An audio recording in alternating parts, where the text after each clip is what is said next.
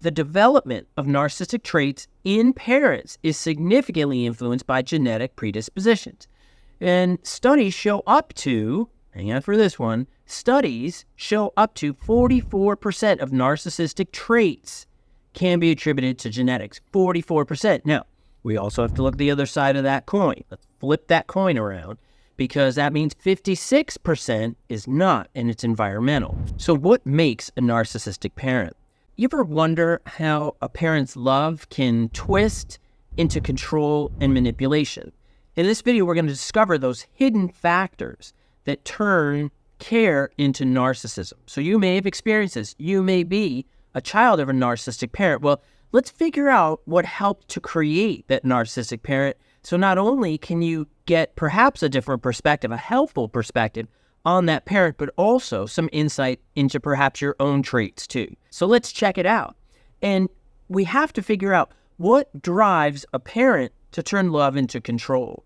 And this is really complex. Of course, there's a lot of unanswered questions, and narcissistic parenting isn't just about ego. I think that's an oversimplification. It's rooted in childhood scars, genetic predispositions, and cultural pressures. So we got to figure out what that is. Now we're going to dive into these unseen forces that shape a parent's darkest traits, and we're going to discover how these patterns are passed down through those generations, perhaps how or why you are experiencing it. Now, let's look at those early life experiences, and we're also going to look a little bit into defense mechanisms as well. So narcissistic parents often come out of these childhood environments marked by extreme experiences. You may be going through the same thing, and these could be excessive praise or even severe neglect. So we're on opposite sides of that spectrum. These early conditions can lead to distorted self-image, which you may be experiencing as well as your parent. Now, narcissistic traits develop typically as defense mechanisms. See my other videos, I talk about that. And that these defense mechanisms, they really are sort of created so the individual can manage a lot of these internalized, deep-seated insecurities. And what happens is there's adaptive coping strategies and maladaptive coping strategies. And of course, narcissism is certainly a maladaptive coping strategy, particularly when it rises to the level of narcissistic personality disorder. But narcissism itself, even if your parent doesn't quite qualify for the full narcissistic personality disorder, narcissism is very disruptive in the child-parent relationship. It can be very, very destructive as well, as you likely know. And also, narcissism, what the research shows is that we start to see a lot of these patterns start to manifest around age 8, which is really early, and it peaks during adolescence. So what we see is that the child, around 8 years old,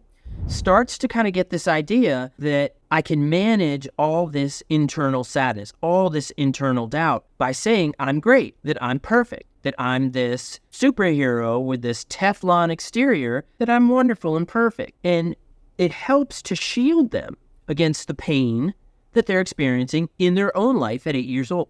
And then as they get older, they don't shed that coping strategy. And we see this a lot with individuals with personality disorders, in that they learn an early adaptive coping strategy, but they don't shed it as they get older, right? It's not like a snake that loses its skin and it is more evolved, that its skin is more developed. We don't see that with human beings, because when we talk about these early adaptive traits, many of them can turn maladaptive in adolescence and adulthood. And we know, according to research, is that a lot of these narcissistic perspectives, they start to stabilize as these early influences, again, solidify. So you find that shell that the individual's created from 8 onward, that it solidifies. It becomes this way of seeing themselves and the world.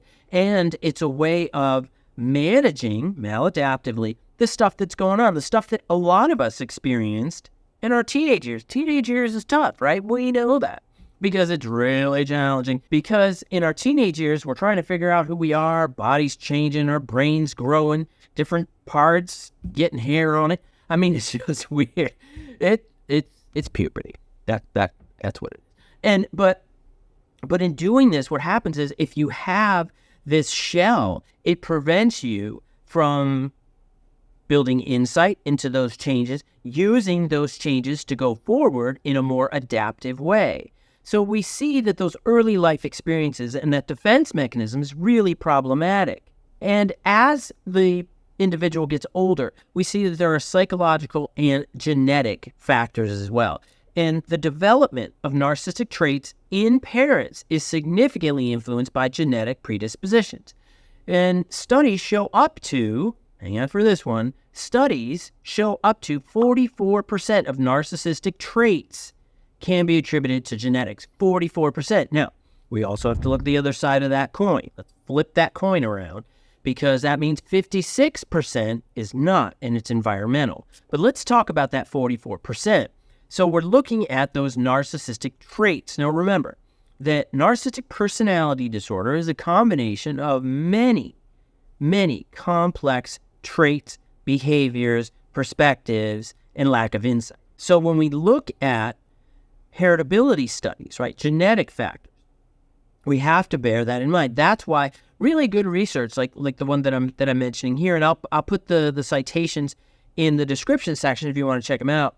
And you can see that they're looking at those specific narcissistic traits. And that's the research we want to focus on, not the ones that are globally saying, well, narcissistic personality disorder is, not that those all are bad, but it's the trait-based ones that I find most helpful to help me work with my clients, because we do focus on certainly the personality disorder overall, but also center on those traits. And that's really, really important. Now, when we look at those heritability studies, right, those traits, that 44% of narcissistic traits.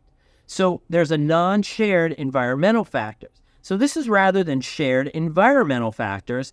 These also play that critical role. It's at 56%, and they contribute to what's not accounted for by that 44%. However, the stability of narcissism over time is largely due to genetic factors with unique personal experiences shaping the expression of these traits. Now think about what I said earlier when we talked about early life experiences.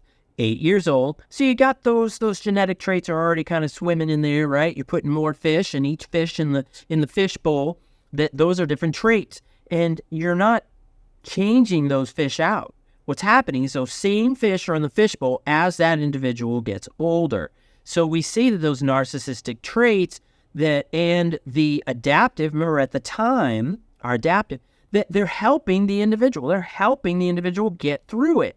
However, it reaches a point where it's maladaptive, where it's problematic. And that goes into some cultural conditions as well as learning behaviors. Now, we got to look at the societal values that emphasize individualism, success, and appearance.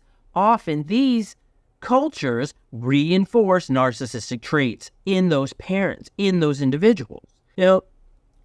Societies that do that, those are certainly the United States, more individualized, UK is more individualized, but we're going to have it in different parts of the world. So I'm not going to go around and identify all of the individualized societies. I mean, it's not what this video is about. And, you can look it up, Google it. But growing up in environments with narcissistic behaviors that are modeled or rewarded can lead to the adoption of those narcissistic traits as the individual continues to grow into adulthood.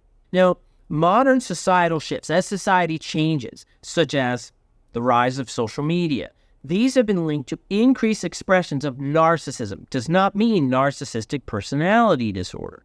So it further reinforces. So if we have narcissism and we have an individualized society, and then we have things like social media that emphasize this individualistic, perfect presentation that you need to have in order to be accepted and recognized, then you have this reinforcing environment that reinforces these behaviors in both personal and public domains.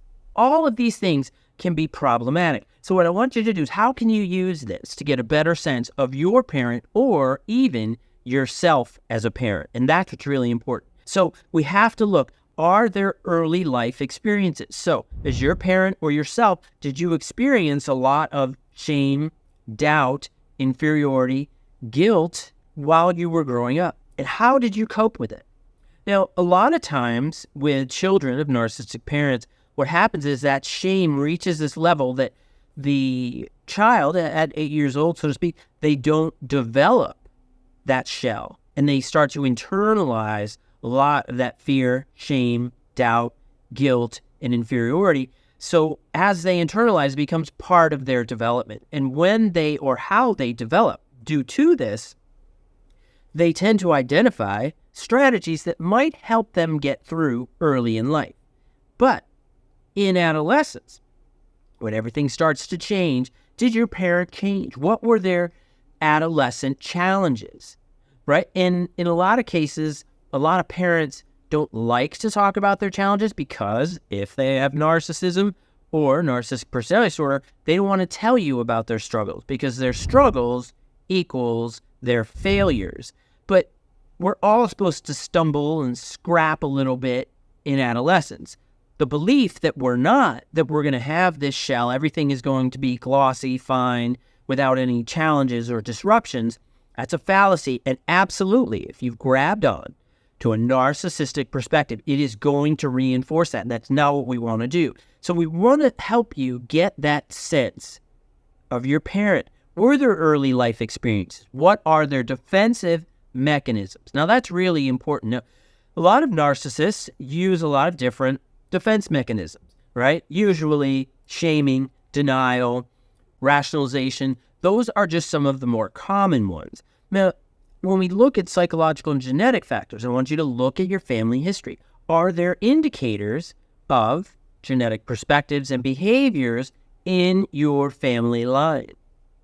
And then, what about culture conditions? What about learned behaviors? What's accepted within your family system? We have to look at the family system. A lot of times when I'm working with individuals along the narcissistic spectrum, what we do is we focus on the family system that they're currently in. If they're married, we focus on that immediate family system. If they are living at home or if they're away at school or whatever it may be, then we look at that system that's in place and is it reinforcing? And we have to keep an eye out for enlistment. Now, enlistment is when an individual along the narcissistic spectrum, they find people that reinforce narcissistic perspectives, beliefs, behaviors, and patterns. And basically, they have a group of folks who don't challenge them, who don't encourage shedding that maladaptive narcissistic strategy to develop a new, more adaptive one. So until they experience that dissonance, that discomfort, they tend to stay in that narcissistic perspective. So they enlist people who will continue to do that. Now, I'll put a link to a video about enlistment right here so you can check it out. So check it out. I hope you found this helpful. Please leave some comments. I'd love to hear your thoughts. And hopefully this gave you some really good insight that you can take forward and learn not only about maybe your folks or your family history, but also a little bit about you. And maybe it'll help you recognize the type of parent that you are. And that's always a good thing. Thanks a lot. See you next time.